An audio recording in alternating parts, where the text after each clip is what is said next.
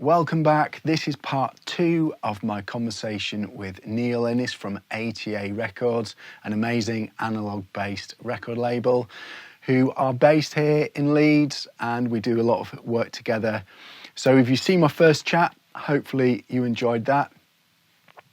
And this one, we're talking about the value of vinyl and physical merch beyond just the financial or the monetary value. I think there's so much to be said for using records, or it could be any, CDs, T-shirts, anything, to help build a community around your music, around your record label. And I think by giving your fans these physical products, it really helps foster a relationship. And there's lots of people who are fans of ATA Records and other artists I know that really value getting their hands on a limited edition record and stuff like that. It really means a lot to them. And I really think it's helpful especially for smaller independent artists. I think it's helpful to allow them to grow their community and kind of stay in touch with their fans. So I could go on forever about this subject, but I'd rather hear someone else's opinion. So that's what me and Neil are talking about in this short clip. So hopefully you enjoy it. Hopefully it's interesting for you. And without me waffling on too much more, let's get into it.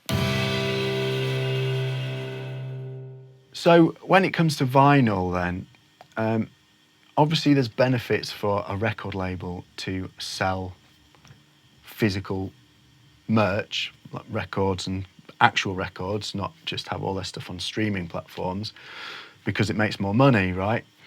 But what do you think are the benefits, like the non sort of financial benefits of vinyl? Definitely think there's a kind of aspect of legitimacy.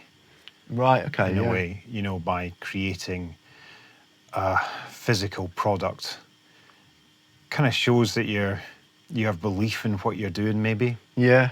We've discussed many times, though, like the difference between, like, as a record label, I'm really lucky that I can afford, as a business to kind of do 500 records, 1,000 records. Yeah. You and I discuss this all the time. It's kind of prohibitively expensive for most artists to kind of be able to go, do you know what? I'm going to take that risk. Yeah. To do that financial investment. Do I have the means to sell that as well? And it's quite difficult for a lot of people. Yeah. Which is what interests me so much about lathe cutting, about what you do or the service that you're providing. Yeah. Like affording 10, and selling 10 is an incredible thing. Yeah. Because it like, first of all, it's an amazing thing to get your music onto that physical medium, that medium that has outlived everything. Yeah. Like, I don't know how many sort of like vinyl's gone there's been. Do you know what I mean? But it has outlived all the other things that have come after it, and that kind of means it's not going anywhere. Yeah. So to get your music onto record, I think it's definitely really meaningful for the artist or the musician, I think. And I was saying to you, I had that digital track that we were giving away that I kind of decided, do you know what? Let's cut some lacquers of this. And the minute I cut the lacquer, I had this visceral experience of kind of like, oh shit, this is really worth something. Yeah. Why am I just giving this away as a free track? And it got me thinking about this, do artists, with the fact that, streaming and, the no value in a lot of music these days, do they have that same feeling? Do you know what I mean? Are they devaluing what they do because they're not turning it into a physical product? So I think there's a lot of value to turn it into a physical product, to realize like, oh, this is worth something. Yeah. What I'm making here is worth something. Yeah. And also in a kind of sort of building up your own ecosystem or grassroots kind of like selling of your art. Yeah. That idea most bands can afford to get 10 done. And if they're out doing some gigs, they're going to sell 10 records. Yeah. And when you've sold 10 records, you're like, can we sell 10 more? You Yeah. know, can we do 20 this time? Yeah.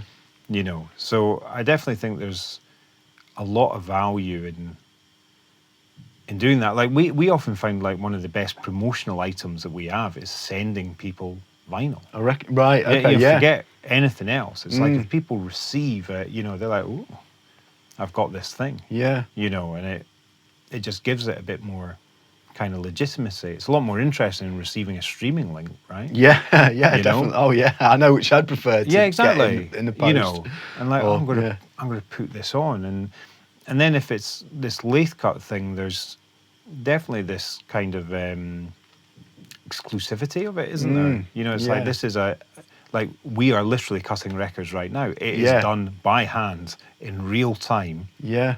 You know, it's been made and crafted by a person. You know, so there's again that connection to what you're doing. Yeah.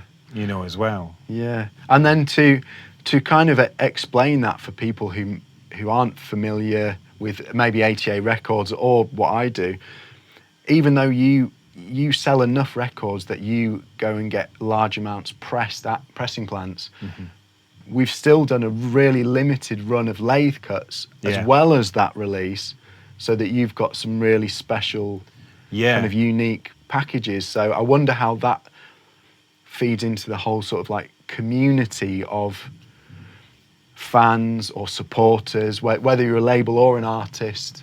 Well, you want to give people reasons to come back to you, for one. Yeah. You want to kind of acknowledge, like, my label is running literally because people are buying records, if you know what I mean. Yeah. Like, if people stop buying records, I can't make records. Yeah. You know, so you've got this kind of ecosystem of like these supporters. They are the benefactors of the label in a way. Yeah. You know, luckily we got this machine going. So doing the lathe cut stuff is kind of like, do you know what? We're going to do something special. Like my thing with a lot of the lathe cuts stuff that we've been doing is they're not going online anywhere. Right. I'm okay. not, like, I don't put them online. It's like, we're Oh, not I didn't streaming know that, this, yeah. right? We're not, it's kind of like, if you want that lathe cut, like, of those demos or those tracks that didn't make the album, we're going to make 10 and that's it. Yeah. You know, and there's that sense of exclusivity and it's something nice as well. It's like nobody else has this, you know. Yeah. And so that's really good. I feel like that's I really enjoy doing them. I really enjoy offering these things that you can't get anywhere else. Yeah. You know. Yeah. And I mean, and I've worked with other artists that have done a similar thing. They've only made 10, and they've come back and told me they sold out in like an hour. Yeah. And so my next release, I'm only still going to do 10, but I've now got fans like saying, "Oh, can you put one aside? Can you do this?" And they say, "No, you've got to keep your eye on the website, on the emails, or whatever it is." And I think that really kind of strengthens the community around the artist or the label, and fans actually start paying more attention and becoming like super fans almost. Yes. The fans that want that special stuff are really attentive and really and it's a really nice way to give back to those fans that are following you closely as well. So I absolutely agree. I just think it's an amazing sort of tool. Is tool the right word or sort of I guess asset to be able to create in this day and age? Because they've kind of. Do you think it's resurged through necessity in a way?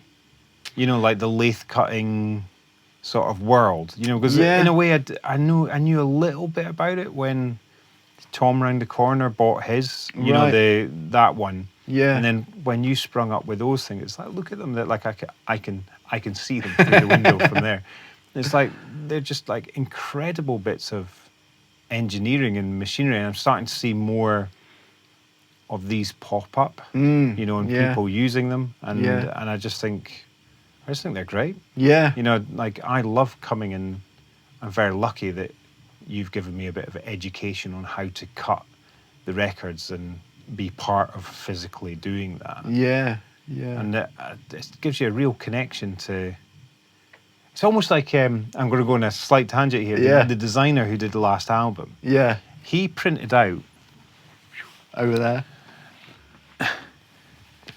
James Oakenfold, who Yeah. did this. He printed out a physical version of this. You know, when he was making it. Yeah. You know, like here's, and he sent me a photograph, and I'm like, how did Oh, you? What? I said, how's it been printed? He said, well, I printed out to see what it looked like. He says, you can't design something and not print out a sort of Interesting. test. Yeah, you know, yeah. And I was like, nobody's done that for me before with an album cover. Yeah. And he often says, you know, well, you've got to see what it looks like in real life. And I feel like lathe cutting's a little bit like that. It's like I'm really hearing, you know, seeing a tune through to that kind of like physical, oh wow, yeah, it works. Yeah. You know, sort of thing. So I also think it's a really good experience for the person making the music as well, to kind of see it work in a very real way, in a real physical way, instead of like digital numbers. It's like, see how it reacts when you put the needle down. Yeah. You know, how do you feel when you hear that first note or something like that? You know, does it work? Yeah. I've had people come in and cut a record and actually they've had goosebumps because they're like, it's always been a dream to have my music on vinyl and I'm literally holding it now and I can see it. You know, they're like, look, I've literally got goosebumps. Yeah.